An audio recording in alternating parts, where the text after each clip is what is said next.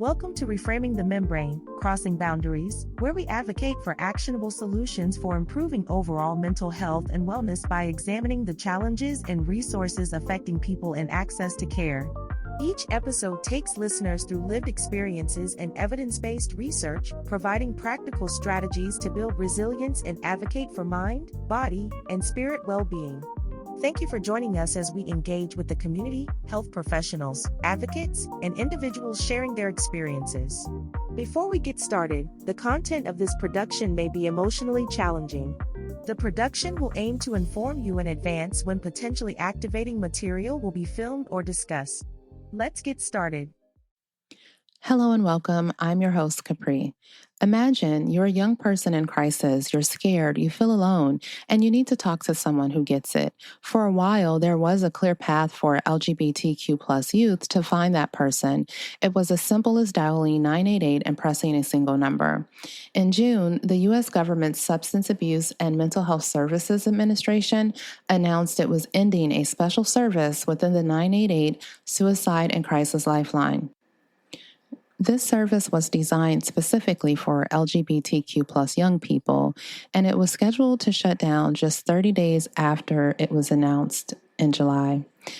This wasn't just any service. It was known as the Press 3 option. When you called 988, you could press 3 to be connected with a crisis counselor who was specially trained to understand the unique challenges faced by the LGBTQ plus community, and if you were texting, you could get the same specialized help by sending the word pride.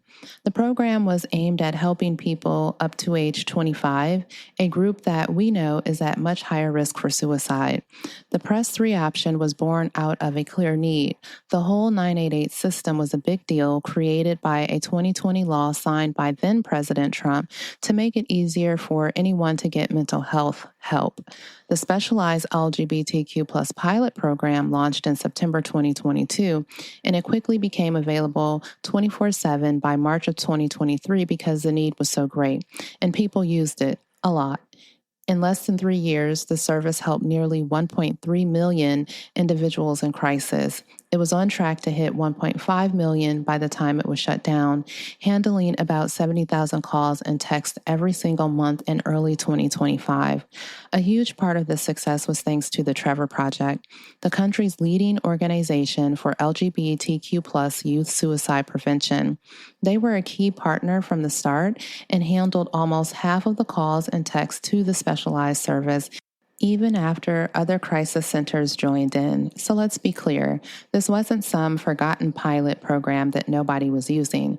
This was a vital, growing service that was successfully reaching a vulnerable community. Its sudden termination wasn't just a policy change, it was the shutdown of a life-saving resource at the very height of its impact, leaving a massive hole in our country's mental health safety net. So the official story versus the reality. Why would the government shut down such a successful and needed program is the question that's been on the minds of many. The official reasons given by the administration were a bit confusing and at times seemed to be contradictory of each other. They basically made two arguments, one about the program structure and one about money. The main reason they gave the public was that they wanted to stop siloing services and instead focus on serving all help seekers. The administration promised that everyone calling 988 would still get help from skilled, caring, culturally competent crisis counselors. They framed it as a move toward integration, making the main lifeline stronger for everyone. But behind the scenes, they told a different story to the press. They said the Press 3 option had simply run out of congressionally directed funding for the year. The program cost about $33 million a year, and they said keeping it going would have meant taking money from the main 988 Lifeline, which would compromise the entire system. This made it sound like a tough but necessary financial decision. Here's the catch. That money argument doesn't quite hold up when you look at the administration's own budget proposal for 2026. That budget plan called for getting rid of the 988 LGBTQ plus service entirely while keeping the total 988 budget at a hefty $520 million. This suggests the shutdown wasn't an accident because the money ran out. It was a planned decision. Many critics saw the July 2025 shutdown as the administration simply getting a head start on its own budget cut. This created a major disconnect between the official story and what advocates were seeing. The official story was around the service model. They said, we're getting rid of silos to serve everyone together. How advocates responded from a clinical best practice is that these aren't silos. They're a proven way to help high-risk groups. We do it for veterans, press 1, because it works. It's about saving lives, not identity politics. Then the administration said it's about funding. The program ran out of money and we had to protect the main 988 system. The advocates' response was about political defunding. This was a political move to kill a program you didn't like, not a financial necessity. The budget proves you wanted it gone from the advocate perspective. And then the official story from, again, the administration is around care quality. Don't worry. All our counselors are trained to be culturally competent, is what the administration said.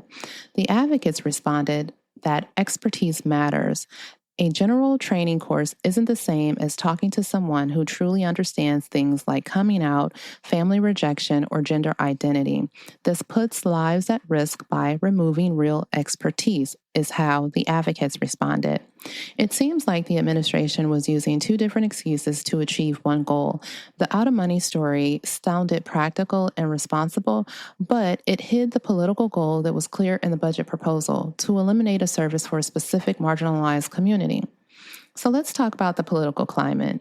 This decision didn't just come out of nowhere. Many people saw it as part of a bigger pattern from the Trump administration of targeting LGBTQ plus rights and rolling back diversity and inclusion efforts across the government. As one Congressman, Raja Krishnamurthy, bluntly put it, because of this DEI initiative, a lot of LGBTQ plus youth are at risk to DIE. The timing and language of the announcement felt intentional and added to the hurt. The decision was made public in the middle of June, Pride Month. Advocates and leaders immediately called out the timing. James Black, the CEO of the Trevor Project, called it callous, and Senator Tammy Baldwin of Wisconsin called it cruel. What also stood out was the wording. In its first statements, SAM HSA kept saying the program was for LGBT plus youth, leaving out the T for transgender. Since we know that trans youth are at an extremely high risk for suicide, this felt like a deliberate erasure, not just a typo. James Black said the choice to drop the T was callous and declared, transgender people can never and will never be erased, quote, end quote. This was happening all while the U.S. Supreme Court upheld a Tennessee law banning gender-affirming care for trans minors. It felt like a coordinated attack from all sides at the federal, state, and judicial, chipping away at the support systems for the LGBTQ plus community. Politicians who had championed the 988 system were furious. Senator Baldwin, who actually wrote the law that created 988 and its specialized services, said the administration was betraying the program's promise. During Pride Month, she said, a time to celebrate the progress we've made, the Trump administration is taking us a step back and telling LGBTQ plus kids that they don't matter and they don't deserve help when they are in a crisis, end quote. In the end, cutting the Press 3 service was more than just a policy change. It was a powerful political message. The timing and the exclusionary language sent a clear signal that federal support for the LGBTQ plus community, especially for trans people, was being pulled back. This creates a dangerous chilling effect. It could make vulnerable young people afraid to call any government service for help, even the main 988 line, which only makes the original harm much more worse. So let's talk about now the impact and the response and why specialized care is a lifesaver. To really understand why cutting this service was such a big deal, you have to look at the staggering mental health crisis facing LGBTQ plus youth. The service wasn't just a nice to have, it was a direct response to a public health emergency. The numbers are heartbreaking and clear. LGBTQ plus young people are more than 4 times more likely to attempt suicide than their peers. The Trevor Project found that over 1.8 million LGBTQ plus youth in the U.S. seriously think about suicide each year. That means at least one young person attempts suicide every 45 seconds. In 2023, 41% of LGBTQ plus youth said they had seriously considered attempting suicide in the past year. The risk is even higher for transgender and gender non-conforming youth. A CDC study found that 26% of trans and gender questioning students had attempted suicide in the past year.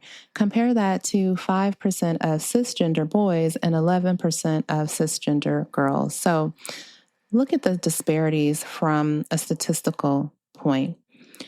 The suicide attempt likelihood statistic is sobering, with over 4 times more likely to attempt suicide when compared to their heterosexual or cisgender peers.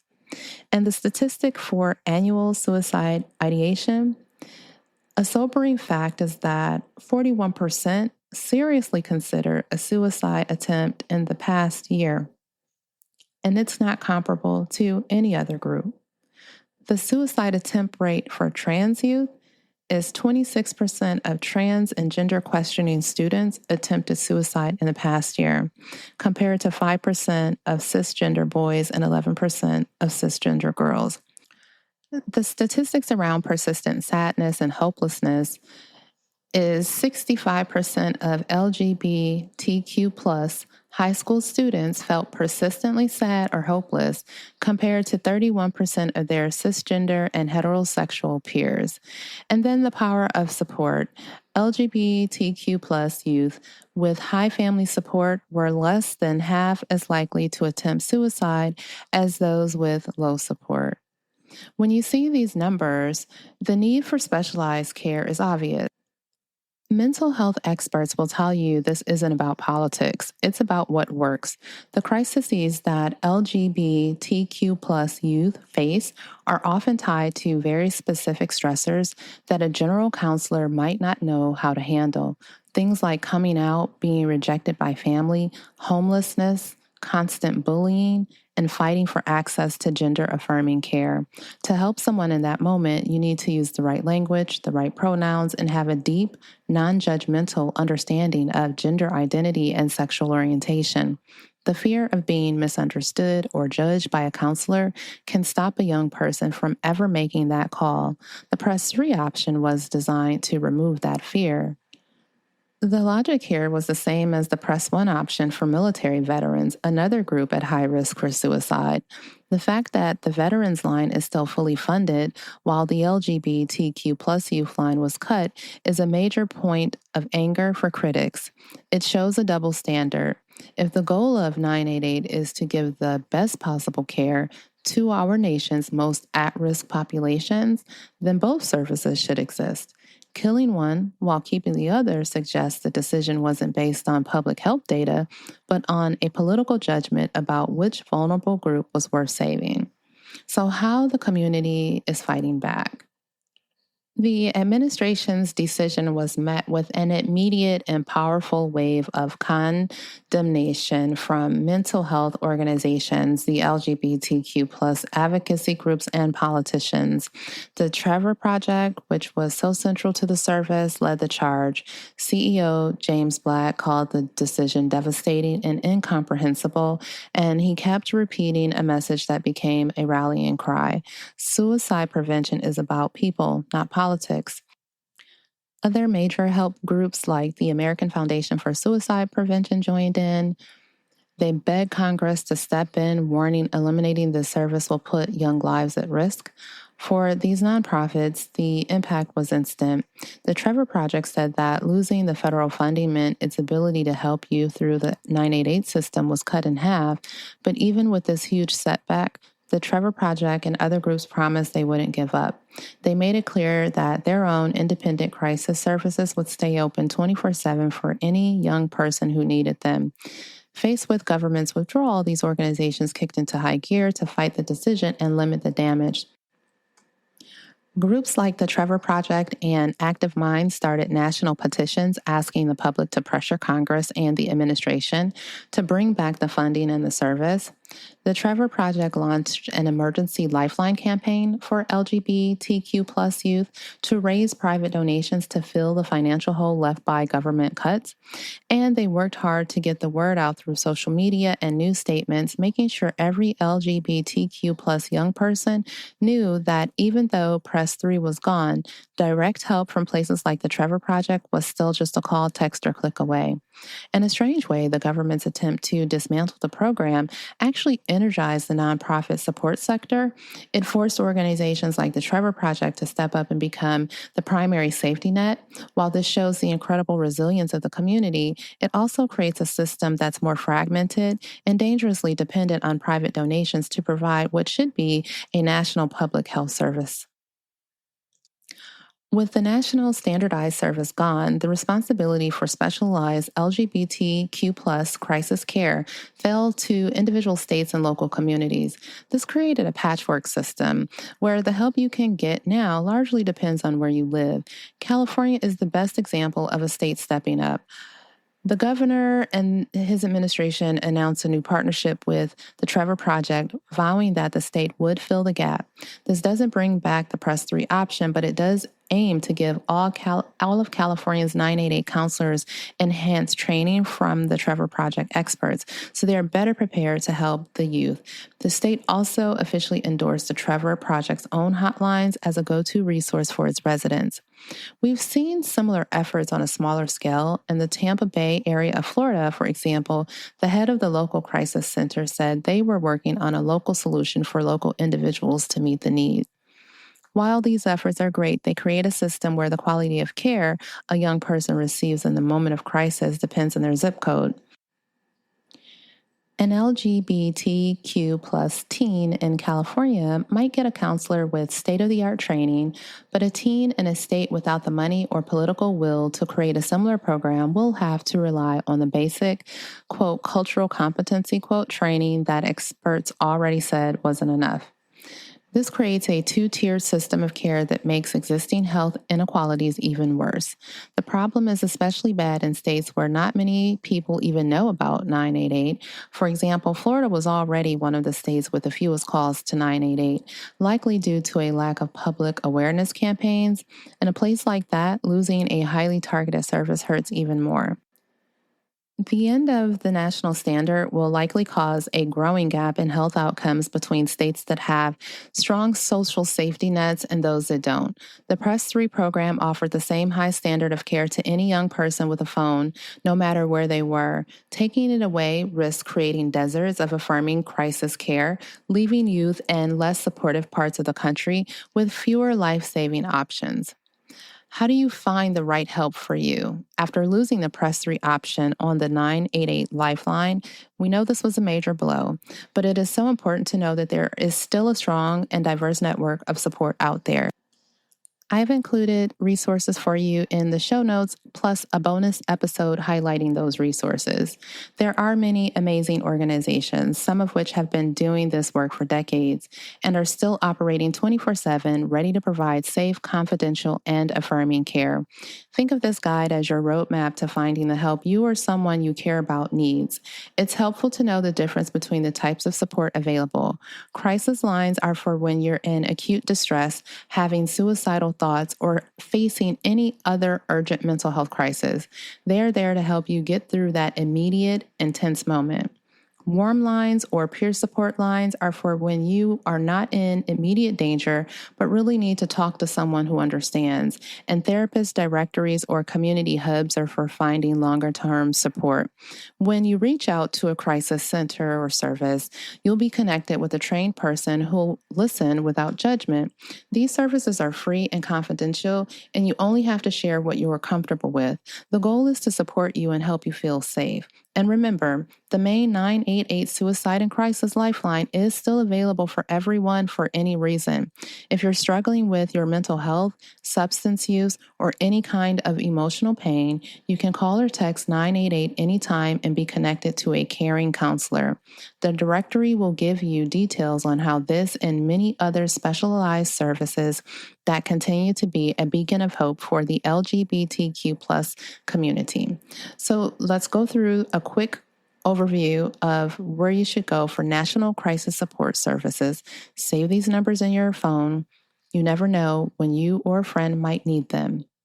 Okay, so for anyone in a crisis, the 988 Suicide and Crisis Lifeline is for anyone in the U.S. experiencing any kind of mental health, substance use, or emotional crisis. It's free, it's confidential, it's 24/7, and it's support from trained crisis counselors. By phone, 988, text 988, or chat 988lifeline.org/chat. It's 24/7, and it's good to know to press 1 as the option for military veterans and their families. It is a still active option. Next is the crisis text line. This is for anyone in the U.S. of any age who is in crisis, and they provide 24/7 confidential support via text message with a trained crisis volunteer who's a counselor. You can text HOME to 741-741. You can chat at crisistextline.org. You can even WhatsApp. It's available on their website, and they're available 24/7. And this is a great option if you can't talk out loud. They also have services in the UK, Canada, and Ireland. For LGBTQ plus youth under 25, the Trevor Project is your go-to. It's for young people under 25, 24/7, free and confidential crisis support from counselors who are experts in the challenges faced by LGBTQ plus youth. The phone number is 1-866-488-7386. You can text START to 678-678. You can also chat on their website at thetrevorproject.org/gethelp 24/7. And this is the leading national organization for LGBTQ plus youth suicide prevention. You are their top priority. All this information is in the show notes. For transgender and gender expansive people, the Trans Lifeline is a resource. It's for transgender, gender nonconforming, and questioning people. What they do is they provide a crisis hotline that's run by and for trans people. It's a peer support service. You'll be talking to another trans person. The phone number in the U.S. is 1-877-565-8860. In Canada, it's 1-877-330-6366. And it's 24/7. Operator availability can vary slightly. And what's good to know is that this is a trans-led organization that is divested from the police, and it does not engage in non-consensual active rescue. So calling emergency services without your permission, for example. For the broader LGBTQ plus community of all ages, there's the LGBT National Hotline. This is for the entire community at any age. What they do is provide free and confidential services and counseling over the phone or online chat, plus information and local resources. Their number is 1-888-843-4564. They have chat available on their website. Their hours are Monday through Friday, 4 p.m. to 12 a.m. Eastern Time, and Saturday from 12 p.m. to 5 p.m. Eastern Time. It's good to know that all volunteers are LGBTQ+, and they don't report calls to outside organizations. There's also the LGBT National Youth Talk Line. It's for youth up to 25. Their phone number is 1-800-246-7743. And their hours are Monday through Friday from 4 p.m. to 12 a.m. Eastern Time, Saturday 12 p.m. to 5 p.m. Eastern Time. Now, for LGBTQ plus seniors, so 50 and older, there's the SAGE National LGBT Elder Hotline. This is for older adults and their caregivers. They connect LGBTQ plus elders with friendly trained people for support and crisis help. Their number is 1-877-360-LGBT or 5428. And it's 24/7, and they offer translation in 180 languages. The other resource is the LGBT National Senior Hotline for seniors age 50 and up. Their number is 1-888-234-7243, and they are also there Monday through Friday from 4 p.m. to 12 a.m. Eastern Time, and Saturday 12 p.m. to 5 p.m. Eastern Time. There are additional resources for LGBTQ plus BIPOC, Black, Indigenous, and people of color. The BlackLine is a space for peer support, with a LGBTQ plus Black femme lens for Black, Brown, Native, and Muslim communities. They provide 24/7 hotline for peer support, counseling, and a space to report mistreatment. Their phone number is 1-800-604-5841. They're available 24/7, and this is an abolitionist organization divested from the police. There's also the DEQH DESI LGBTQ plus helpline for South Asians. It's designated for LGBTQ plus South Asian individuals and their families and friends. They provide free, confidential, and culturally sensitive peer support. Their number is 908-367-3374. Their hours are Sundays from 8 p.m. to 10 p.m. Eastern Time, 5 p.m. to 7 p.m. Pacific Time, and you can also email them. What's good to know is that this is the first and only national hotline for DESI LGBTQ plus people in the U.S. Another resource is the LGBTQ plus survivors of domestic violence. The network La Red, it's for LGBTQ plus individuals as well as people in kink or polyamorous communities who are experiencing partner abuse. They provide a 24-hour hotline for emotional support, safety planning, and crisis intervention. Their number is 1-800-832-1901, and they're 24/7. And it's good to know that their services are free, and they support friends and family who are also looking for information. We'll be right back after a quick break. Are you ready to make a difference in your community? In our Speak Out Advocacy series, we're here to empower you to use your voice for change. Whether improving access to mental health care, reducing stigma, or shaping important social policies, this series provides the tools to create a lasting impact. If advocating for better care, breaking down barriers, or transforming mental health services speaks to your heart, this is the perfect space to learn and take action. Do you have a topic you're passionate about or need support advocating for yourself or others? We'd love to hear from you. Text the show to share your thoughts. Just check the details in the show notes. Together, let's build a community that fosters change. Keep enjoying Reframing the Membrane. I know that was a lot of resources, and again, you can find them all listed in the show notes. A crisis hotline is a critical first step, but I want you to know that long-term wellness is built on a foundation of ongoing support. So I'm going to talk to you quickly about a few more resources to help you find therapists, community groups, and information that's tailored to your unique identity. And again, I'll post these in the show notes, and you can also text the show for questions or to share your feelings or experiences or any support that you've received or any other feedback on any of the resources if you've used any of them for our listeners to help someone. So finding a therapist who understands the intersection of racial trauma and LGBTQ plus identity can be life-changing. These resources are led by and for BIPOC communities. So if you're looking for a therapist, there is the National Queer and Trans Therapists of Color Network, NQTTCN. They are a directory focused on connecting queer and trans people of color with affirming mental health practitioners. There's Therapy for Black Girls, a fantastic resource with a therapist directory, a podcast, and a community hub dedicated to the mental wellness of Black women and girls. There's Therapy for Black Men, a directory of therapists and coaches working to make mental health more accessible for Black men and boys. There's Latinx Therapy, a network aimed at breaking the stigma of mental health in the Latinx community with the National Therapist Directory. There's also Inclusive Therapist. This is a directory that centers the needs of BIPOC and 2SL LGBTQIA plus communities, helping you find a culturally responsive, social justice-oriented therapist. There's also community and healing groups, BEAM, for Black Emotional and Mental Health Collective. This is an organization dedicated to the healing and wellness of Black and marginalized communities, offering virtual peer support groups.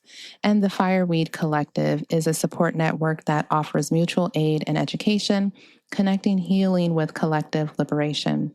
For LGBTQ plus people with disabilities, there is often this double discrimination dealing with both ableism and anti-LGBTQ plus bias.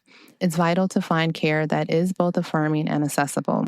The Americans with Disabilities Act, or ADA, in a major 2022 court ruling, it was determined that gender dysphoria is protected under the ADA. This strengthens legal protections for accessing gender-affirming care. And then there's GLAD. They offer great resources on respectful language and how to avoid harmful stereotypes when talking about LGBTQ plus people with disabilities. And another group is Respectability. It's a nonprofit led by people with disabilities that work to fight stigma and create opportunities.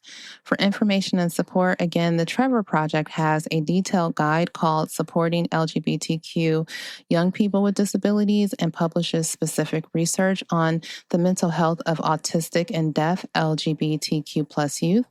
The crisis lines, all the crisis lines listed in Section 8 are available for people with disabilities. Don't hesitate to let the counselor know about any accessibility needs that you may have.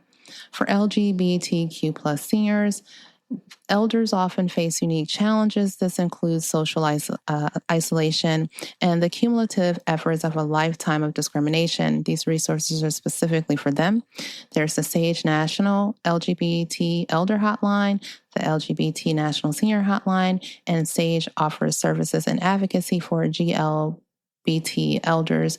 They are the largest and oldest organization in the country dedicated to improving the lives of older adults that are LGBTQ+. For families, friends, and allies, one of the most powerful protective factors for an LGBTQ plus person is having supportive family and friends. If you want to be a better ally, these organizations are for you. For parents and families, there's PFLAG, or PFLAG, Parents, Families, and Friends of Lesbians and Gays, the biggest family and ally organization in the U.S., offering peer support and education through local chapters. There's the Family Acceptance Project. It's a research-based initiative, and it helps families learn how to support their LGBTQ plus children, which dramatically reduces health risk. My Kid is Gay is an online resource with videos and advice to help parents understand and support their kids. For schools and educators, there is GLSEN, the Gay, Lesbian, and Straight Education Network. This group works to make K through 12 schools safer and inclusive for all students. There is the HRC, the Human Rights Campaign, Welcoming Schools. It's a program that gives elementary schools the tools to prevent bullying and support transgender and gender diverse students. And last but not least is the Guide for Allies. Both the 988 Lifeline and the Trevor Project have excellent online resources that teach you how to be a good ally, from using affirming language to knowing how to talk about suicide if you're worried about someone. I hope that you found these resources in today's message useful. Be well and take care of yourself and others. Until next time.